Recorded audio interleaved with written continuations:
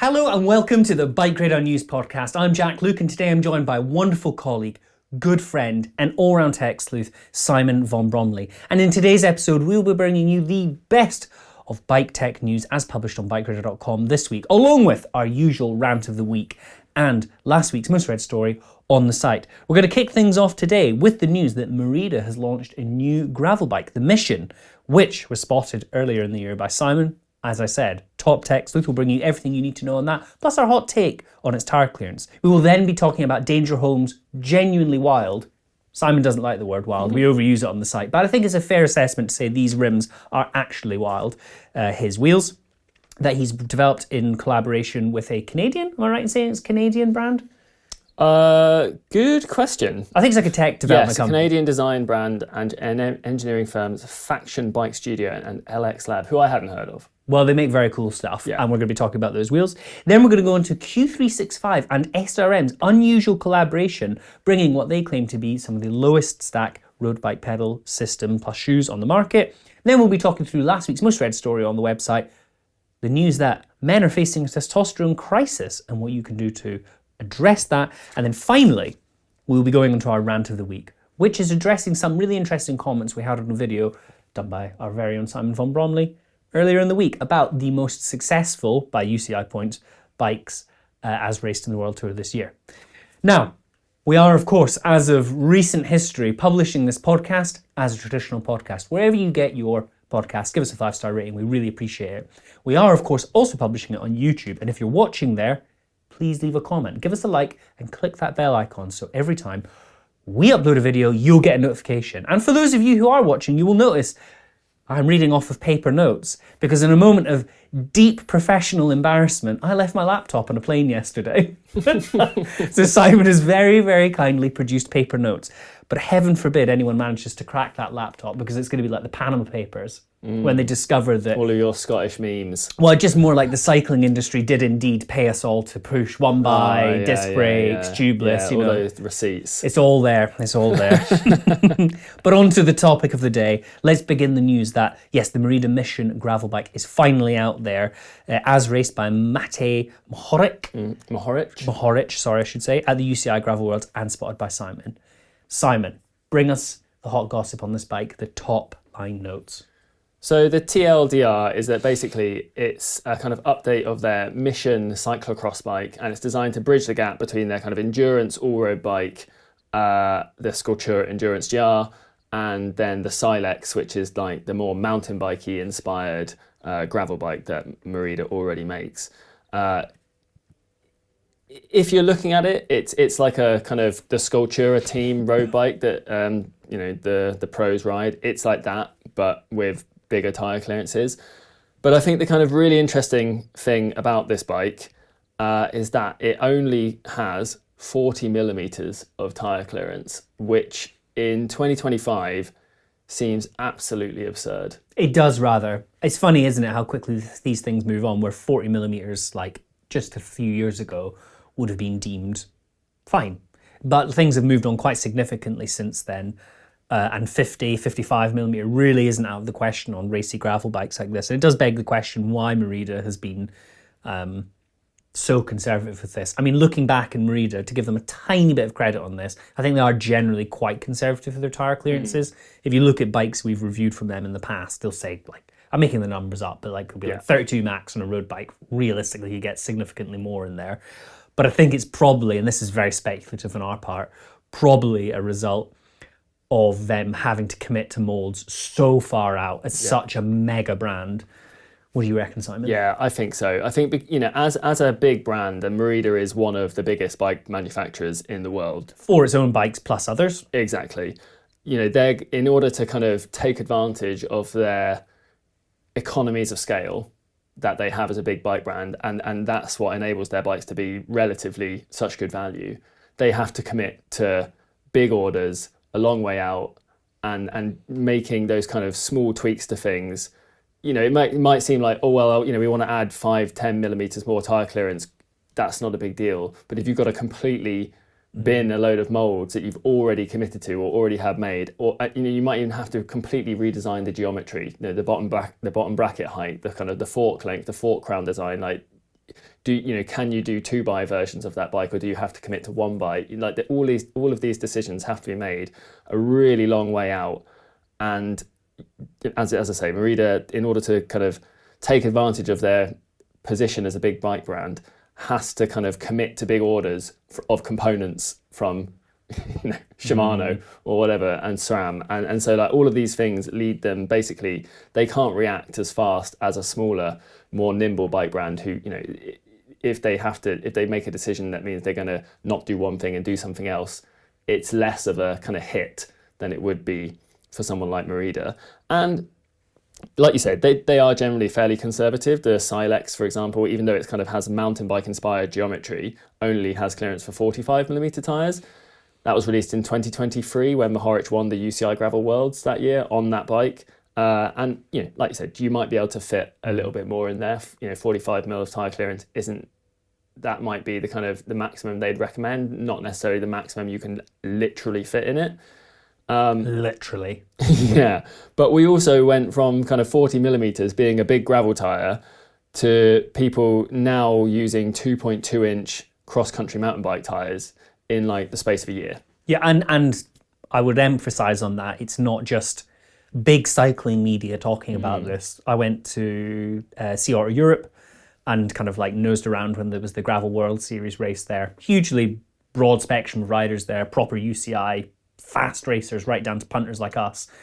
Like on the whole, big tyres are in across the board. The testing shows they're faster, it's very trendy, they're more comfortable. Like it's all been discussed to death. It is not just like a flash in the pan fad. People want the biggest tyres possible on their gravel bike, and with good reason. Yeah, I think so. And I think one of the things with we kind of, I think like Merida might make the argument that this is fine for the kind of European UCI style of gravel racing that is becoming increasingly popular here, outside of America, we should say. But I think it's also fair to say that most gravel races don't include a significant amount of climbing. Yeah. Not like the Tour de France. And so weight just hasn't been such a factor in gravel racing as it has been in the Tour de France, for example. Nor aerodynamic kind of gains, where like all else being equal, I'm being hugely broad with this, but like, tight clearances around well-optimized tyres, good airflow, blah, blah, blah, like all that stuff is important on road bikes. But on gravel, the sort of... It's a secondary concern. It's a secondary concern. They're like the drawback of having this gaping arch around an undersized tyre in your large fork. It's not really a big deal on gravel. I'm sure it has an impact, but it's not significant enough to not go for big tyre clearance. Yeah, it's an unusual one for sure, this bike. Yeah.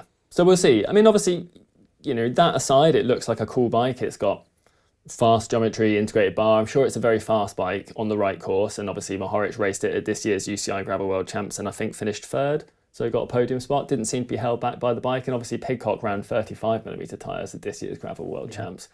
But yeah, I suspect that this isn't one that plenty of people will be rushing to buy for the kind of, Kansas-style gravel racing that we're seeing evolving over in America. Of course, we will hopefully get a bike in for review, so stay tuned in the coming months, maybe a year. We don't review as much as we used to. And we'll definitely bring you more on that bike in the near future. On to our next story, and sticking with gravel, and hilariously relevant, I would say, sticking with... Sorry, rustling paper, how unprofessional. Sticking with gravel racing, we're going to talk about Dangerholm's prototype ultra-wide, ultra-deep Aero gravel wheels. These look bonkers. What a cool, clickable image that was on the BikeRadar homepage. Simon, what's the score with these? Yeah, so this is definitely not a wheel set for the Merida mission.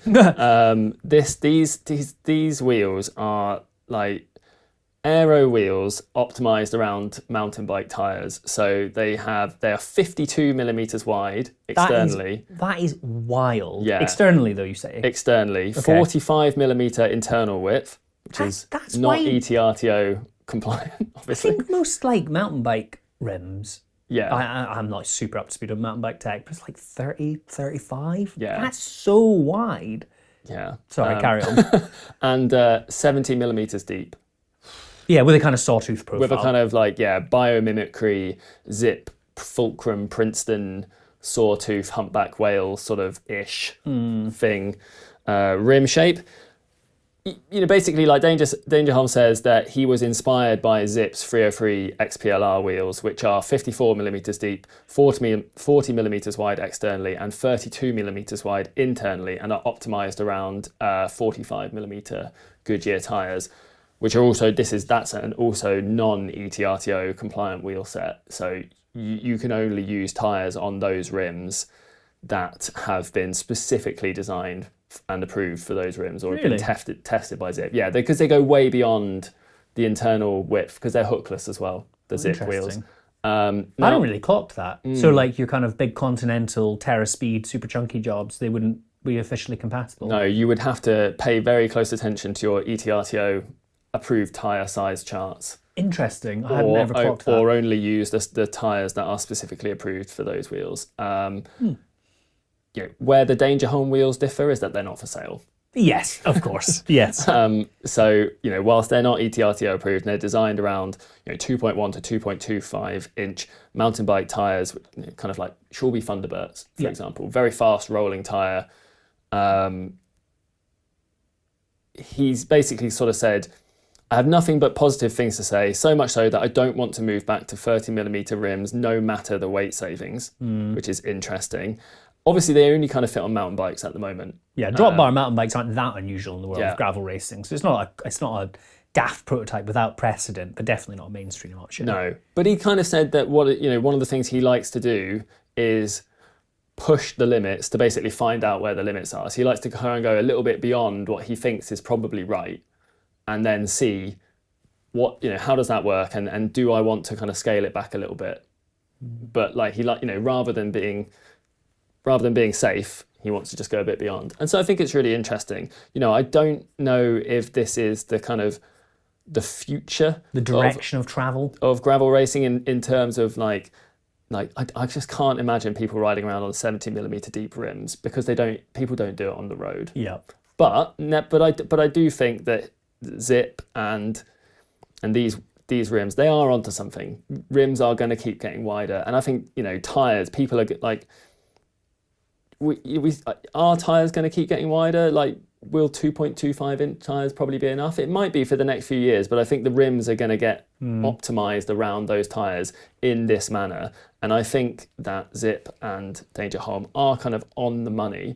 What I would just caution is that, I really don't think we want to get into a situation where we're back to the kind of era of rims and tyres being completely outside of ETRTO and ISO standards. And that's where I kind of obviously for this is just a prototype, doing it his own thing. He's not selling these to people. Yep. That's absolutely fine. I'm less comfortable with the Zip thing of producing wheels that sit outside of agreed international standards and then selling them to people and expecting them to know all of that crucial safety information. Well, I mean, I didn't know. It's safe to say I'm pretty clued up on all of the roadside, because I've read about, 25,000 words of Simon's copy on the subject.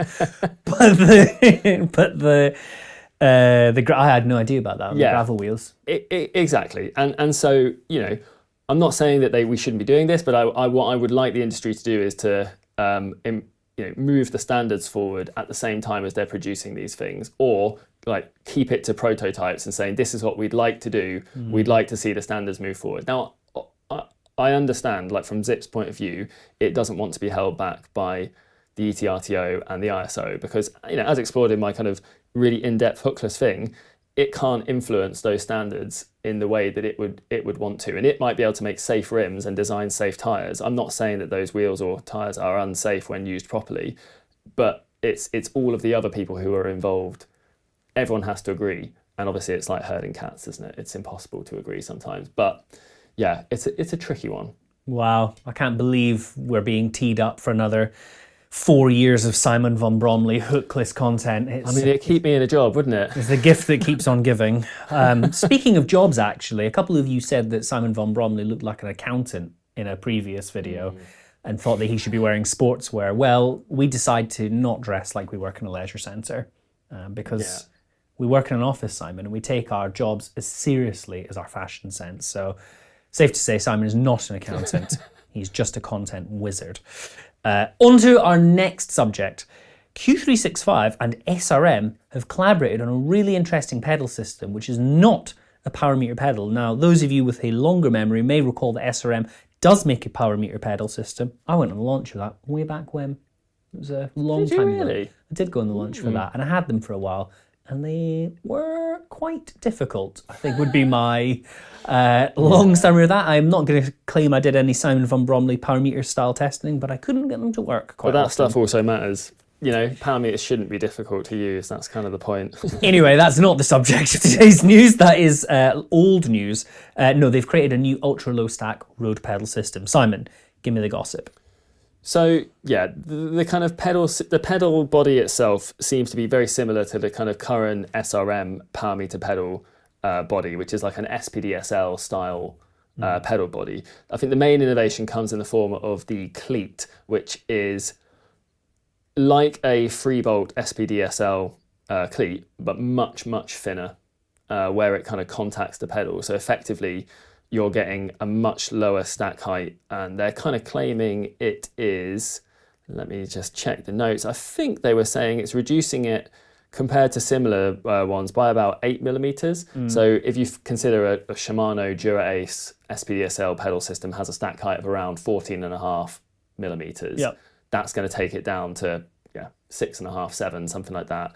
And these are kind of designed to be used with Q36.5's ultra low stack height pro carbon road shoes. Only those shoes, or can it work with it can work with any 3-bolt system, Okay. but they are designed to work in tandem because those shoes also have a really low stack height sole. The sole's really thin, basically.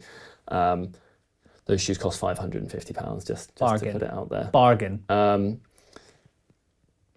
You could argue you could just use Speedplay, which also has ultra low stack height, but then obviously I suppose in order to get that really low stack height, you need a kind of Speedplay specific shoe with the 4-bolt mounting system. CD probably, they'll Possibly, make a 4-bolt. because if you have to use the kind of 4 to 3-bolt adapter plate, that adds a few millimeters of stack height again.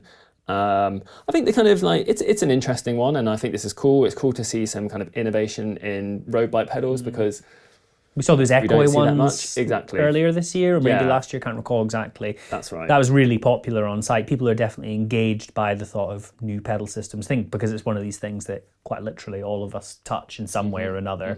So I'm not surprised that this has developed such interest. Sorry, carry on. No, it's fine. I think, the kind of wider question is like, does this make any difference? The kind of claim is that this is better for your power transfer and your efficiency. And, I'm sure we can all agree that's probably true at like a macro level. If you had a big book between your foot and your pedal, you're not going to be like pressing on that pedal in a very efficient way.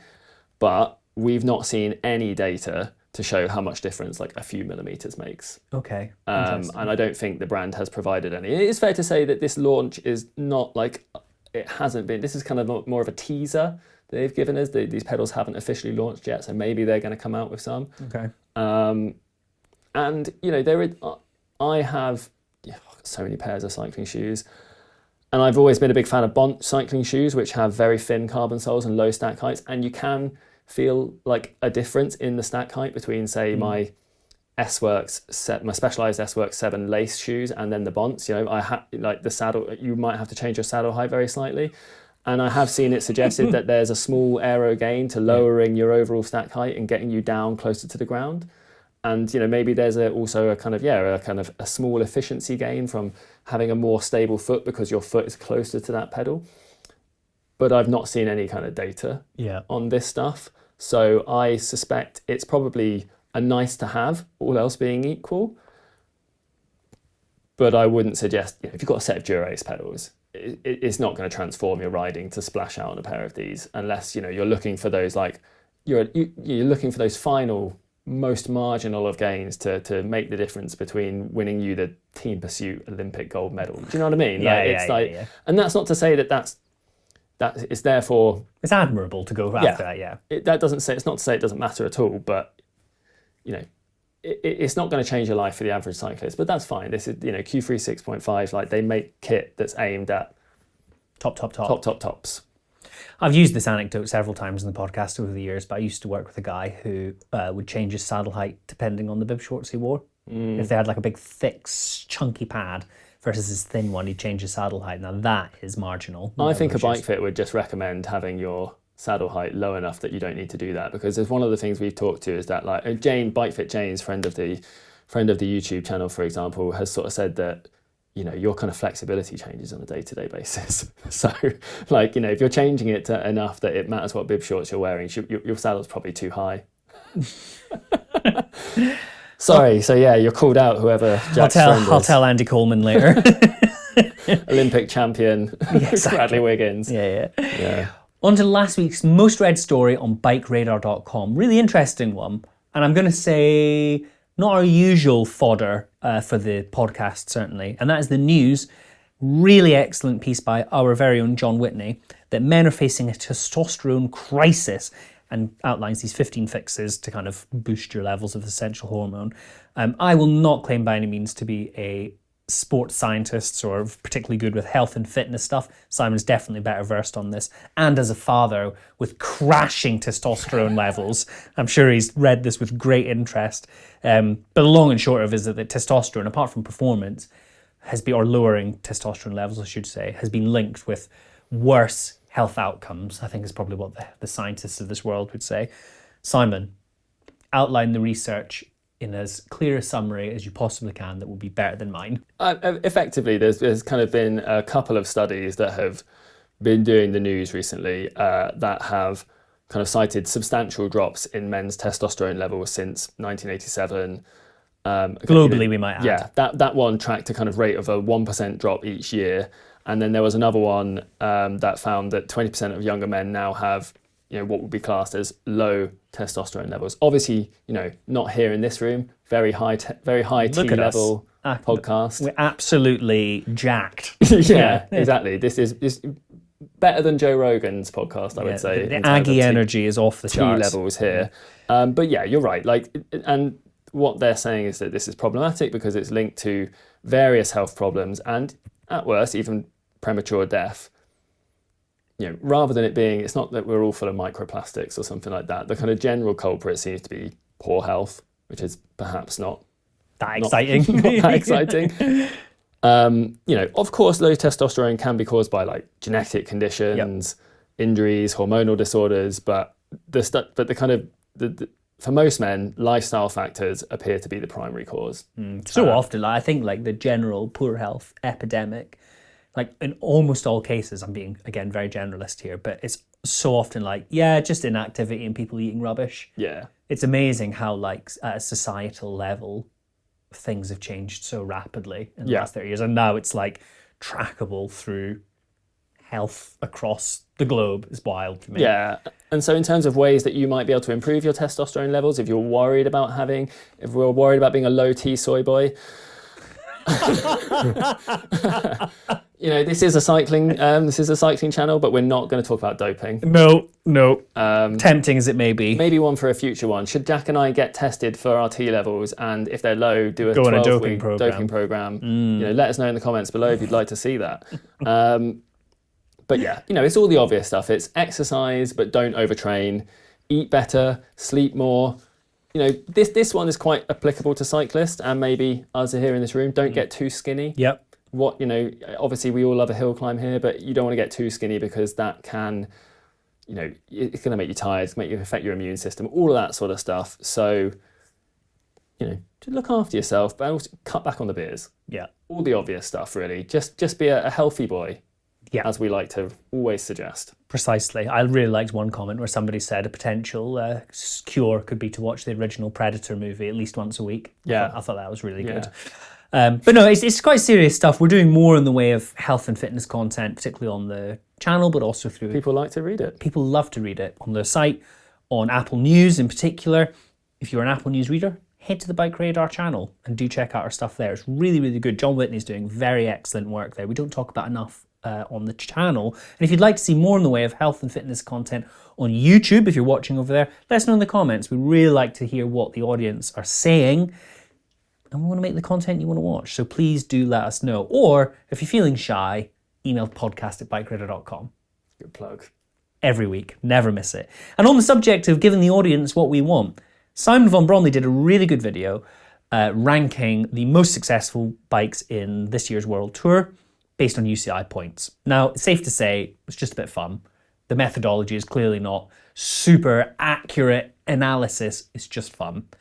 Some people miss that nuance, but this is the internet after all, so that's no surprise. But it has raised quite an interesting question about like how important is tech to pro racing as a whole. Now, Simon, you talked at me at great length upstairs about this. So I'll hand the reins over to you to give us the gist of your rant of the week. Yeah, so this was the kind of the worst to best World Tour bikes video that we published the other day. You may have seen it. If you have, thank you very much for watching. I hope you watched every second of it all the way through to the end, because that really helps us out with the YouTube algorithm.